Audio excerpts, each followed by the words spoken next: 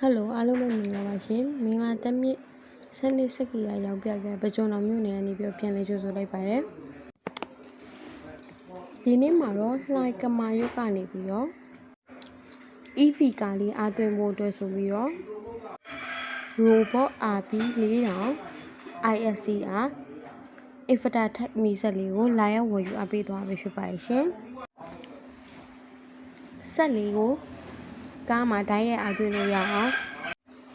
လိုအပ်တဲ့ချိုး connection လေးတွေကိုလည်းကျွမ်းကျင်တဲ့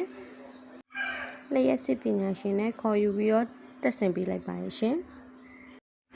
အခုလိုမျိုးမင်္ဂလာတက်မြင့်မှာယုံကြည်စိတ်ချစွာဖြင့်လာရောက်ဝယ်ယူအပ်ပေးသွားတဲ့အကိုလည်းအထူးပဲကျေးဇူးတင်ရှိပါတယ်ရှင်ဆိုင်မှာဆိုရင်တော့အခုလိုမျိုး EV ကအားသွင်းလို့ရတဲ့မီးစက်အစုံလေးစွာကိုတနေရာထဲမှာဈေးနှုန်းချိုသားစွာဖြင့်ရောင်းချပေးနေတာမို့လို့အခုပဲလာရောက်ဝယ်ယူအပ်ပေးနိုင်ပါပြီရှင်